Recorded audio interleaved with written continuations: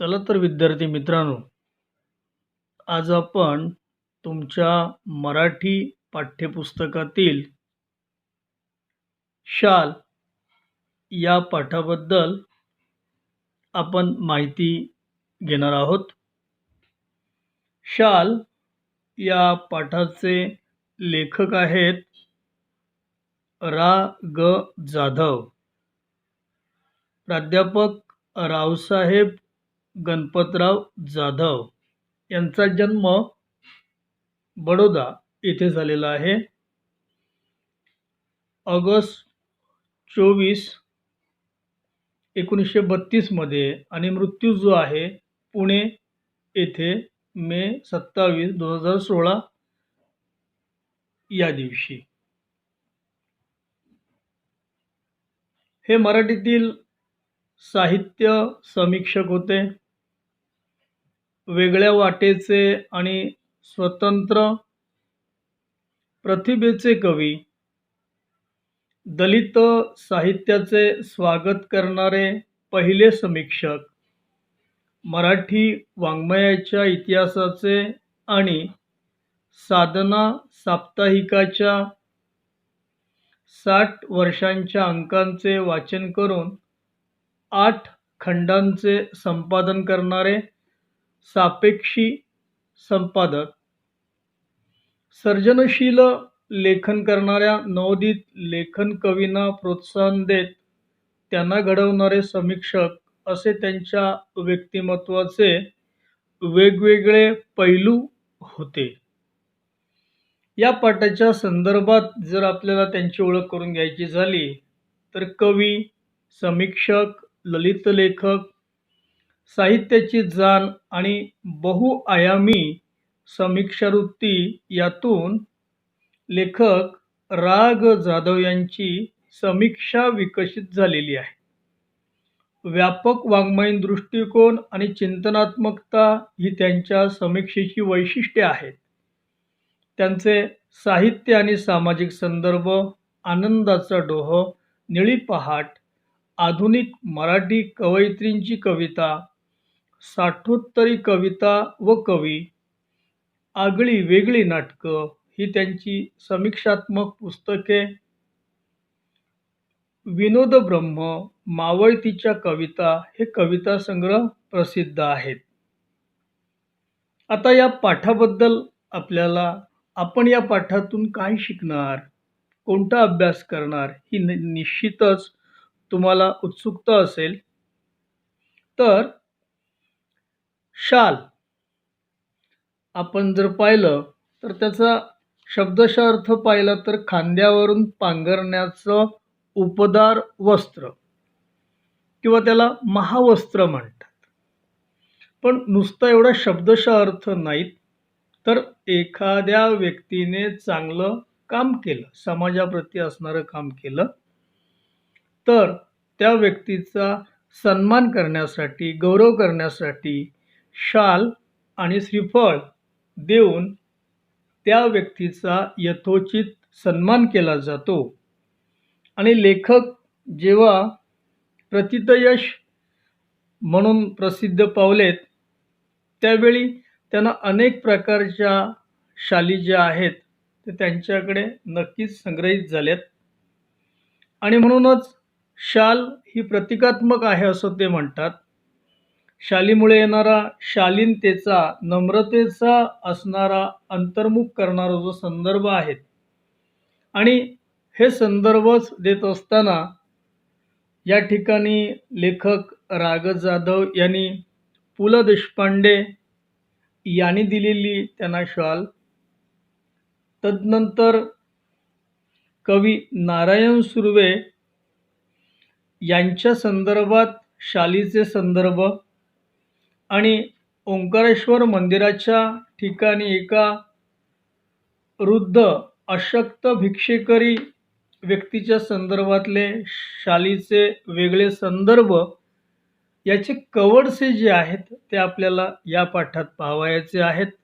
आणि मग शाल तशी पाहिली तर अत्यंत साधं सोपं असं एक वस्त्र, परंतु संदर्भ लक्षात घेऊन त्या वस्त्राची योग्य योग्यता वेगवेगळ्या संदर्भाने वेगळी कशी ठरलेली आहेत आणि मग त्या शालीचं आणि त्या शालीची शालीनता किती, नम्रता किती किंवा त्या शालीनतेचा अर्थ कसा घ्यावा, याविषयी खऱ्या अर्थाने आपण या पाठात अभ्यास करणार आहोत.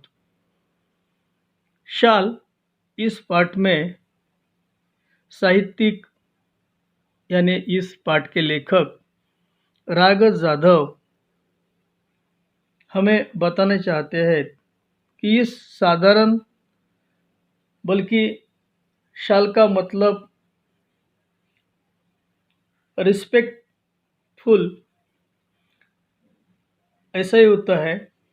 शाल और श्रीफल सम्मानपूर्वक जो आदमी समाज के प्रति अच्छे ढंग से अपना कर्म करते हैं, उसका यथोचित गौरव करने के लिए शाल और श्रीफल से उन्हें सम्मानित किया जाता है. इस पाठ में लेखक हमें कहना चाहते हैं कि मराठी साहित्यिक बनने के बाद बहुत सारे शाल इकट्ठा हो गए और इकट्ठा होने के बाद ज़रूरत नहीं तो इस शाल का क्या करेंगे, यह सोचते हुए लेखक ने कैसा बंटवारा किया. जिसको ज़रूरत थी उसे शाल को बंटवारा किया और वो बंटवारा करने के बाद वो शाल कैसी शालीनता प्राप्त की गई, इस बारे में हमें पता चलता है. विद्यार्थी मित्रो, आपल्याला या स्लाइडमध्ये एक दाम्पत्य दिसत आहेत आणि त्या दाम्पत्याचं नाव आहे मराठी साहित्यिक पु ल देशपांडे आणि त्यांच्या सौ सुनीताबाई देशपांडे. त्या चित्रानंतर दोन पुस्तकांची नावं तिथे आपण पाहतो आहोत. ती फुलराणी हे पु ल देशपांडे यांचं एक पुस्तक सहज तुमच्या माहितीसाठी त्या ठिकाणी दाखवण्यात आलेलं आहे आणि जावे त्यांच्या देशा हे सुद्धा प्रवास वर्णनपर एक पुस्तक जे आहेत ते तुमच्या माहितीसाठी इथे मी दाखवलेलं आहे. आता जेव्हा आपण या पाठाची सुरुवात करतो तेव्हा आपल्याला असं दिसून येतं की पु ल देशपांडे यांच्याकडे लेखक राघव जाधव काही कामानिमित्ताने गेलेले असतात आणि काम झाल्यानंतर निघण्याच्या बेतात ते होते आणि होत असतानाच पु ल देशपांडे यांच्या पत्नी सुनीताबाईंनी राघव जाधवांना थांबवलं आणि त्यांना विचारलं की तुम्हाला शाल दिली तर चालेल काय. राघव जाधवांनी एका पायावर म्हणजे एका पायावरती हो म्हणणं हा वाक्प्रचार आहे, म्हणजे पूर्ण सहमती दर्शवणं असा त्याचा अर्थ होतो. आणि पु ल व सुनीताबाई यांनी मला शाल द्यावी म्हणजे यथोचित सत्कार करावा हा लेखकांना मोठा गौरव वाटला. ती शाल माझ्या खोलीतल्या सुटकेसमध्ये, याचा अर्थ असा लेखक म्हणतायत की मी त्या शालीचा वापर फार कमी केला, परंतु माझ्या सुटकेसमध्ये ती मी ठेवून दिली, वापरली मात्र कधीच नाहीत. कारण हा अनमोल ठेवा होता या दाम्पत्याकडून मिळालेला आणि तो अनमोल ठेवा तसाच ठेवावा हा कदाचित विचार लेखकाच्या मनामध्ये होता. जब किसी काम के बारे में लेखक राघव जाधव पु ल देशपांडे मराठी साहित्यिक है, उनके घर में सदिच्छा एवं हेतु गए थे और जब काम होने के बाद वो निकल पड़े तब सुनीताबाई देशपांडे ने उन्हें पूछा कि आपको एक शाल देना चाहती है, तो वो बोले मुझे मंजूर है।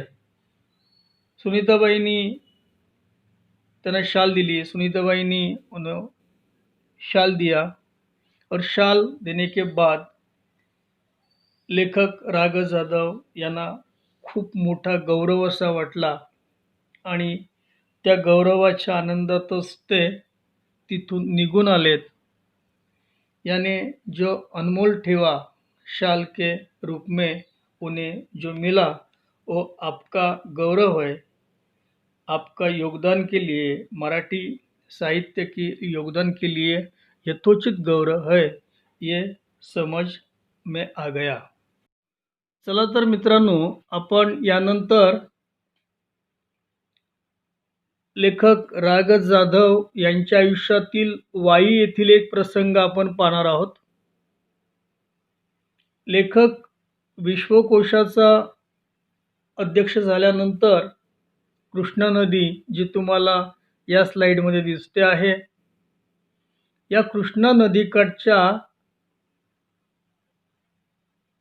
प्राज्ञपाठाच्या खोलीत ही एक प्राज्ञपाठ शाळा ती सुद्धा तुम्हाला या स्लाइडमध्ये दिसते आहे आणि एक वास्तव्यासाठी या खोलीत राहत होते।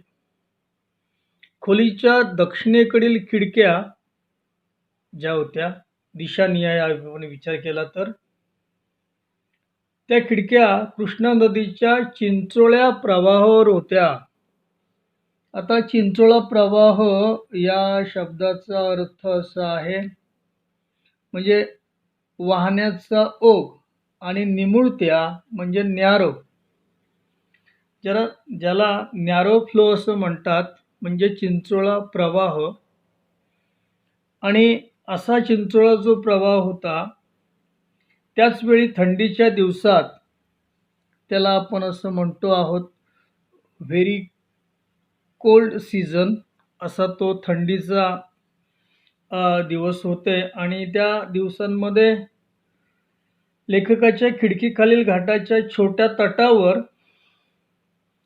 एक बाई छोटं मूल टोपलीत ठेवून मासे पकडण्याच्या उद्योगात दंग झालेली होती आणि तिचं बाळ जे होतं ते कडाक्याच्या थंडीने कुडकुडत होतं, पण ती आई मात्र त्याच्याकडे पाहत नव्हती। लेखकाला हे दृश्य पाहिल्यानंतर राहवलं नाहीत। मी सुटकेसमधील पुलकित, आता इथे हा जो शब्द आहे पुलकित, या शब्दाचा अर्थ आहे पु. ल. देशपांडे याने दिलेली शाल, म्हणून त्याला पुलकित असं म्हटलेलं आहे। 5-50 रुपयाच्या नोटा काढल्या आणि त्या बाईला हाक मारली आणि खिडकीतून ते सर्व साहित्य देऊन टाकलेत आणि लगेच घाई करून सांगितलं की त्या बाळाला आधी शालीत गुंडाळा आणि मग मासे मारत बस। म्हणजे ते कुडकुडणारं जे काही बाळ आहे, त्या बाळाला पहिल्यांदा शाल असं एक वस्त्र आहे, ज्या वस्त्रातून व्यक्तीला ऊब मिळू शकते आणि ती ऊब मिळेल या अर्थाने, आणि म्हणूनच इथे असं ते म्हणतात, या घटनेची ऊब पुलकित शालीच्या उभेपेक्षा अधिक होती आणि म्हणून म्हणतात की इथे पुलंनी दिलेल्या शालीतील जी काय ऊब आहे त्याही पेक्षा त्या बाळाला या शालीमुळे मिळालेली ऊब ही सर्वात महत्त्वाची वाटते। पु. ल. देशपांडे या लेखकांच्या नंतर अध्यक्ष म्हणून विश्वकोशाचा जेव्हा अध्यक्षस्थान स्वीकारलं, तब लेखक रा. ग. जाधव कृष्णा नदी के तीर में जो प्राज्ञ पाठशाला जो है स्थित है, वाई में स्थित है, वहीं पे रहते थे और एक दृश्य उन्होंने देखा कि इस पाठशाला के दक्षिण बाजू में घाट के ऊपर यानी तट पर एक माँ बच्चे के साथ अपने छोटे बच्चे को डोली में डालकर ये मछलियाँ पकड़ने में दंग हो गई थी।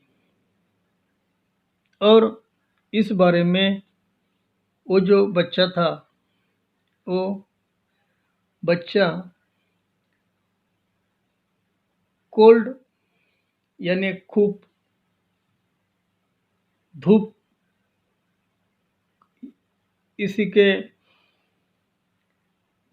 बारे में हम जो सोचते हैं तो बहुत ठंडक लग रही थी, इसलिए वो बच्चा रो रहा था। लेकिन माँ का उस बच्चे के रोने पर कोई ध्यान नहीं था।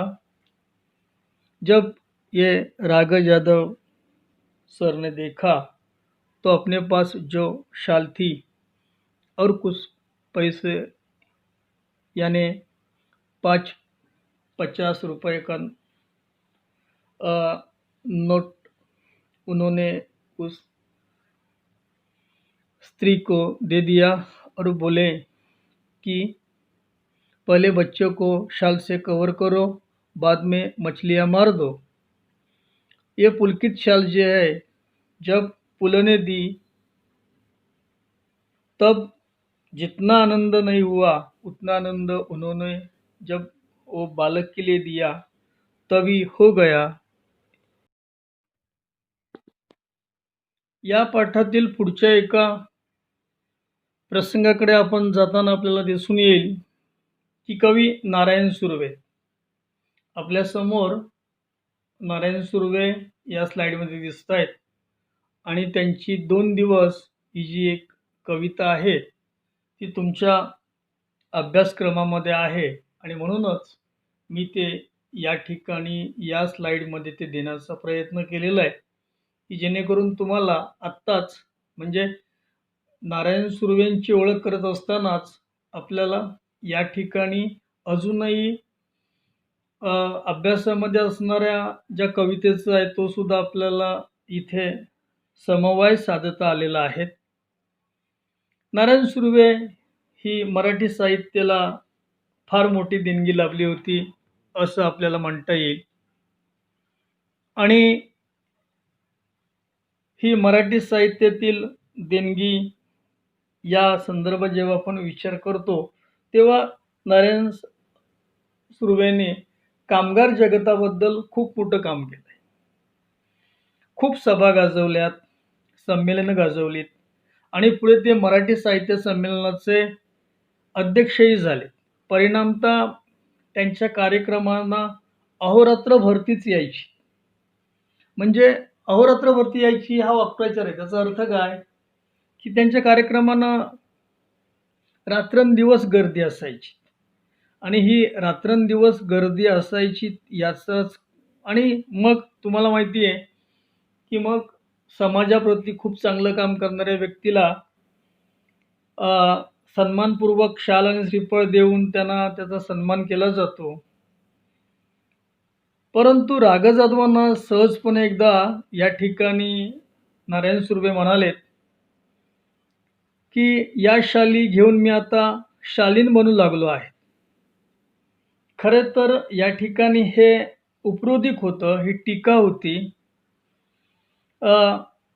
त्यांच्या बोलण्यातील उपरोधिक म्हणजे इनडायरेक्ट, हा इनडायरेक्ट म्हणजे अपरोक्ष, उपरोक्त म्हणजेच काय, माझ्याच नव्हे तर कोणाच्याही सहज लक्षात येणारी होती। शाल आणि शालीनता, शाल हे आपण मगाशी पाहिलं एक महावस्त्र, एक पांघरण्यासाठी उबदार असं वस्त्र, परंतु त्याच्यामुळे जी शाल पांघरल्यानंतर माणसात येणारी जी नम्रता आहे, लीनता आहे, ही फार मोठी आहे। आणि म्हणूनच या ठिकाणी जर आपण नारायण सुर्वेंबद्दल जर बोलायचं ठरवलं तर ते सुरुवातीपासूनच सर्वांशी प्रेमळ, मनस्वी संवाद साधणारे असं असल्यामुळे शालीमुळे त्यांच्यावरती शालीनता का आलेली नाही. ते स्वतः अगदी सुरुवातीपासून नम्र होते आणि म्हणूनच शालीमुळे शालीनता येत असेल तर मी कर्जबाजारी होईन, भिकेला लागेन, म्हणजे गरीब होईन. पण शेकडो शाली खरेदी करून सर्वांना एक-एक शाल लगेच नेऊन देईन. यावर तो शालीन कवी मनापासून हसला आणि या ठिकाणी नारायण सुर्वे राग जाधवांच्या या विधानावरती खूप हसले. आपण इथे पाहत असताना कवि नारायण सुर्वे साहित्य जगत में बहुत ही मशहूर साहित्यिक माने जाते हैं। बहुत सारे सभा सम्मेलन के लिए उन्हें बुलाया जाता था। सभा समारंभ में अच्छी बातें अच्छे ढंग से अपने प्रभाव से वो अपनी कविताएं पेश करते थे, इसलिए उनका तो यथोचित गौरव हो जाता है। और इस बारे में नारायण सुर्वे कहते हैं कि शाल मिलने के बाद ही मुझे शालीनता आ जाती है। वैसे ही राघव यादव कहने लगे कि ऐसा हो जाए तो हमें भी शाल खरीद करके जिस आदमी को वो शालीनता के लिए हमें भी जरूर प्रयत्न करेंगे।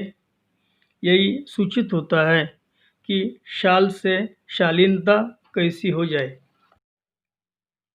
चला तर विद्यार्थी मित्रांनो, या शालीबद्दल आपण बरीच माहिती घेत चाललेलो. शाल कशी, कोणासाठी, काय काम करते, त्या थंडीत कुडकुडणाऱ्या बाळासाठी काय काम केलं, नारायण सुर्वेंच्या मते शालीनता कशी, हे असं सगळं पाहत असताना राग जाधव हे आपल्या बालपणातील ज्या काही कडूगोड आठवणी आहेत त्या शालीशी कशा मिळत्या जुळत्या आहेत ते सांगण्याचा इथे, आणि शाल ही त्यांना आदराने सन्मानाने जेव्हा बहाल केली जाते त्याबद्दलच्या प्रती असणाऱ्या भावना ते व्यक्त करतायत.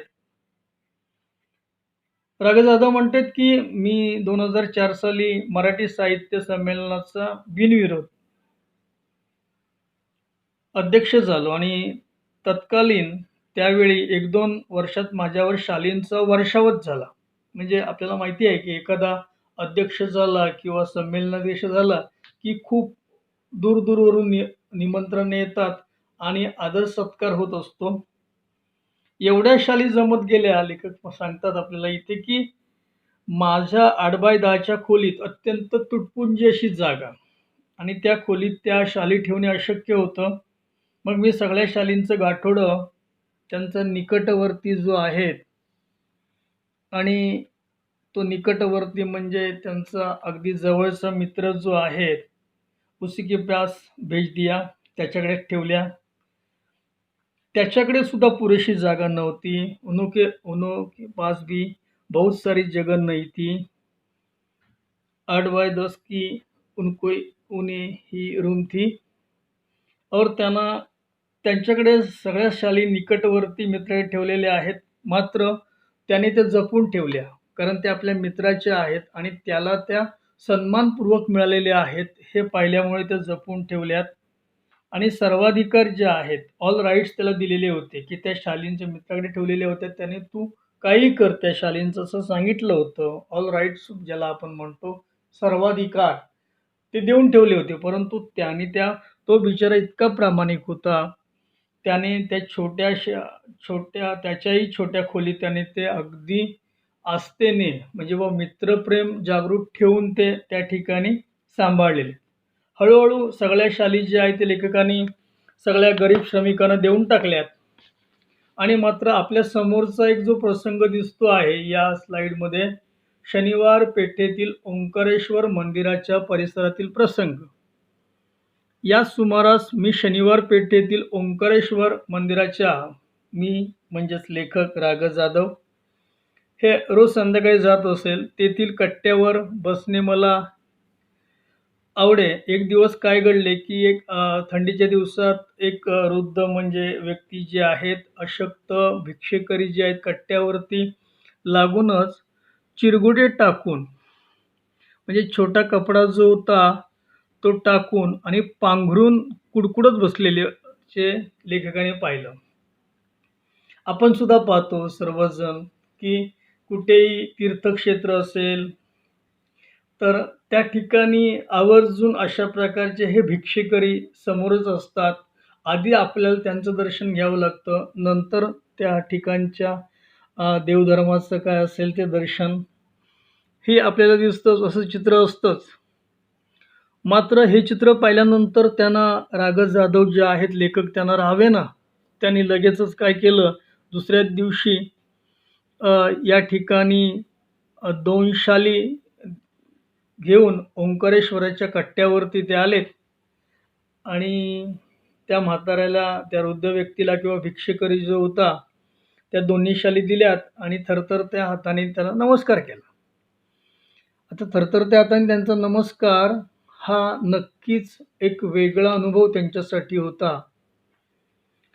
पुढे 4-5 दिवसामध्ये लेखकांचं त्या ओंकारेश्वर मंदिराच्या इथे जाणं-येणं झालं नाहीत आणि मग त्या एकदम त्या भिक्षेकरीची त्यांना आठवण झाली. अरे, आपण त्याला 2 शाली दिल्या होत्या खऱ्या, पण तो आता तो दिसत नाहीत आणि म्हणून मग त्याने ओंकारेश्वराच्या मंदिराच्या आसपास शोधण्याचा प्रयत्न केला आणि पुलाच्या जवळपास मध्यावरती सेंट्रल पॉइंटच्या इथे अ, साधारणपणे त्या पूल जो होता त्याचा सेंट्रल पॉइंट मध्यभाग जो होता, त्या मध्यभागी तो भिक्षुकरी म्हातारा दिसला. ताबडतोब ते धावत गेले त्याच्याकडे घाईने, त्वरेने आणि त्याच्याकडे पाहिले.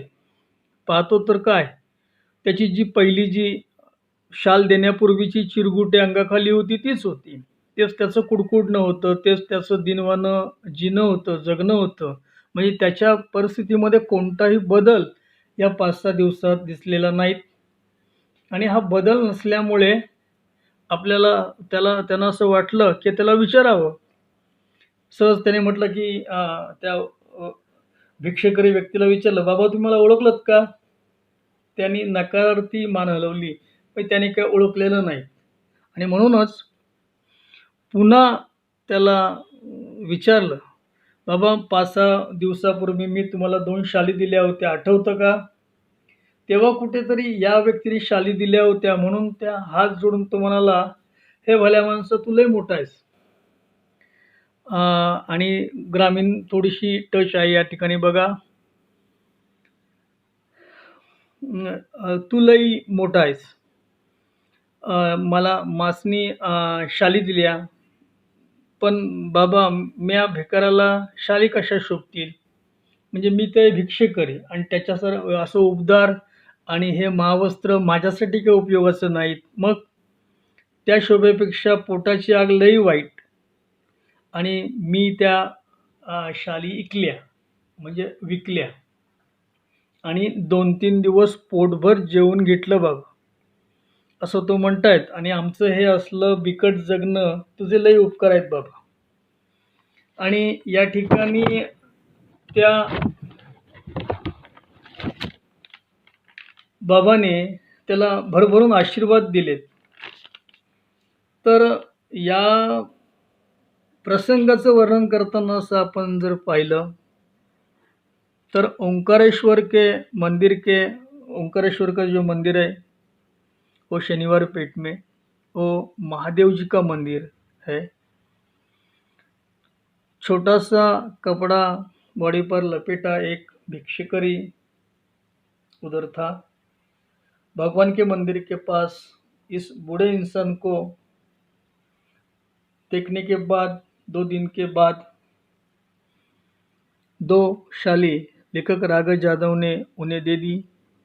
कुछ दिनों के बाद उस भिक्षुकरी ढूंढते राघव जाधव आ गए और इस पर मैं आपको बहुत आपका आभारी हूँ, धन्यवाद देता हूँ। उन्होंने बता दिया कि जो आपने जो 2 शाल मुझे दे दी थी वो मैंने बेच डाली। 2-4 दिन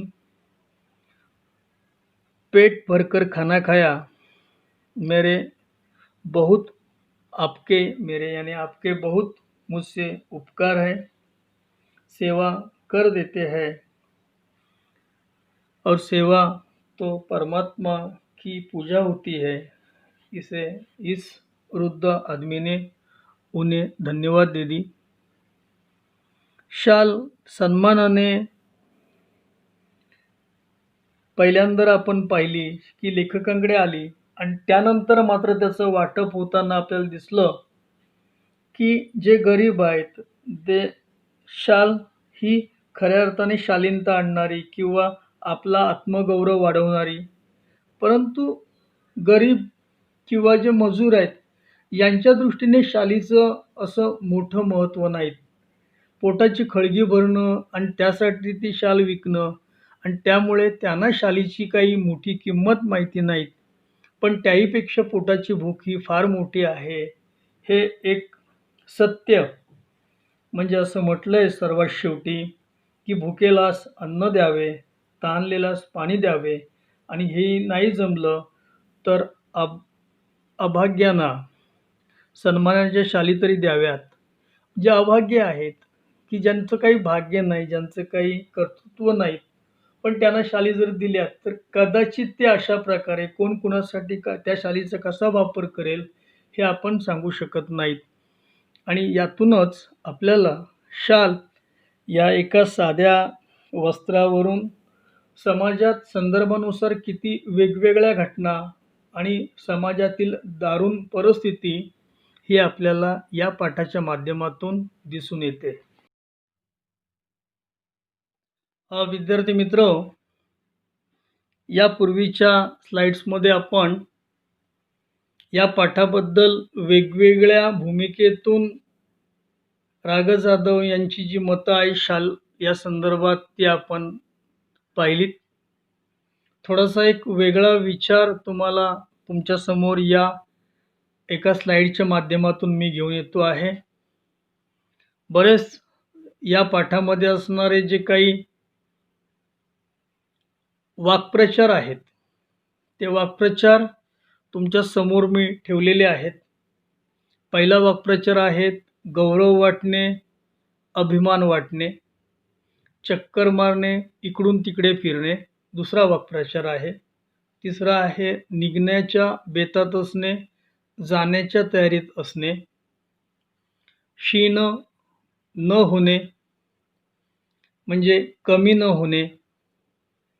पाचवा वाक्प्रचार आहे अहोरात्र भरती असणे म्हणजे रात्रंदिवस गर्दी असणे.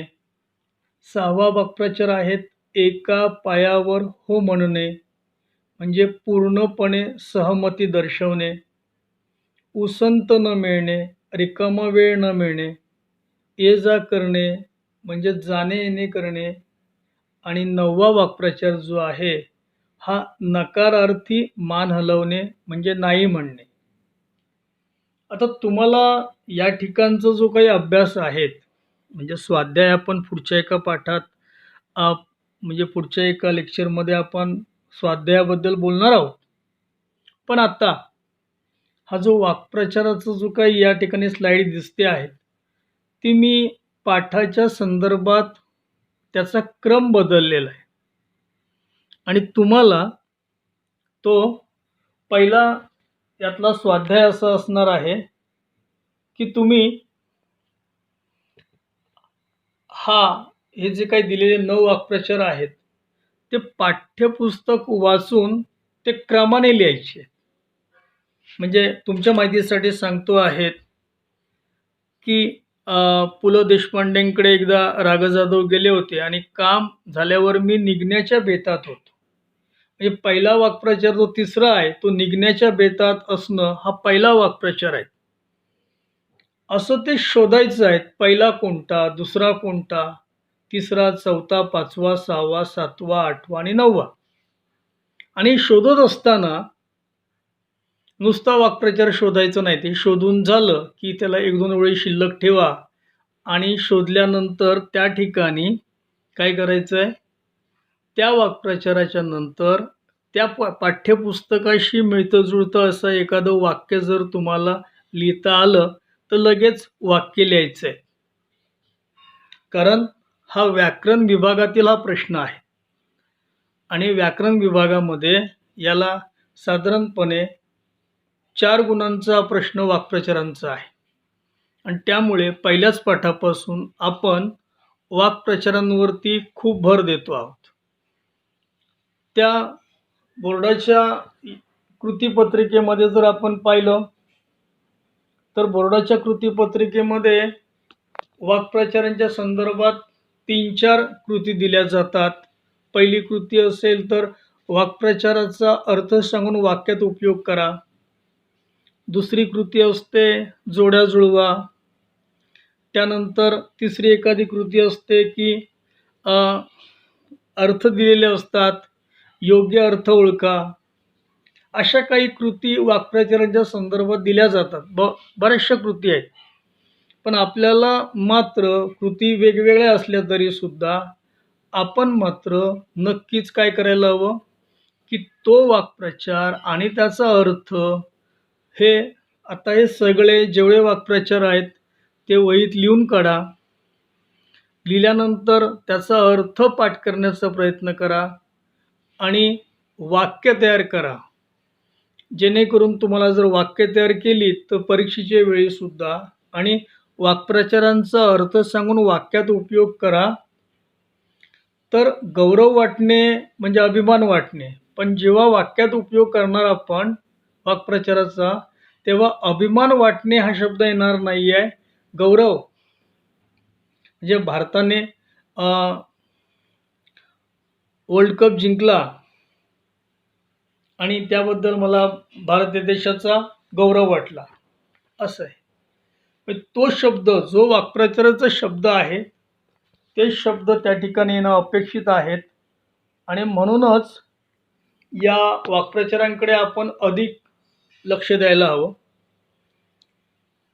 आणि ते लिहून घ्यायला हवेत आणि जास्तीत जास्त याचा आपण आणि दुसरं एक आहे की मी मगाशी सांगितलं की तुम्हाला हे वाक्प्रचार क्रमाने लावायचे आहेत. माझा दुसरा हेतू असा आहे की बरीचशी मुलं जरी ज्यांची मातृभाषा मराठी आहे नाही काही जरी असलं तरीसुद्धा बरीचशी मुलं पाठ्यपुस्तकाचं योग्य वाचन करत नाहीत आणि पाठ्यपुस्तकाचं योग्य वाचन न केल्यामुळे त्यांना तो पाठ समजणं सोपं जात नाहीत आणि म्हणूनच या माध्यमातून का होईना तुम्ही सहज हे वाक्प्रचार शोधता पाठातील बऱ्याचशा गोष्टींचा अर्थ तुमच्या लक्षात येत जाईल आणि हा लक्षपूर्वक जर तुम्ही त्या गोष्टी वाचत गेलात तर तुमचा अर्थ लक्षात येईल आणि एकदा अर्थ लक्षात आला की पूर्ण तो काही परिच्छेद जो आहे तो परिच्छेद लक्षात येत जातो. त्यातले विचार आपल्या लक्षात येत जातात आणि एकदा विचार आले, तो परिच्छेद आला, लेखकाची मतं समजलीत की आपल्या भाषेत मांडणं अत्यंत सोपं जातं आणि हे सोपं व्हावं याच उद्देशाने या आगळ्या-वेगळ्या थोड्याशा एका वेगळ्याच गृहपाठाची मी व्यवस्था केलेली आहे. 2 गोष्टी आहेत, पुन्हा एकदा सांगतो की हे क्रमाने लावायचे आहेत आणि त्यांचा वाक्यात उपयोग करायचा आहे.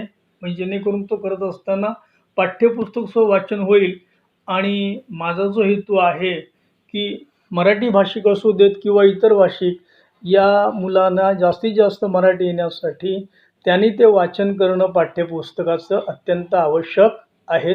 धन्यवाद.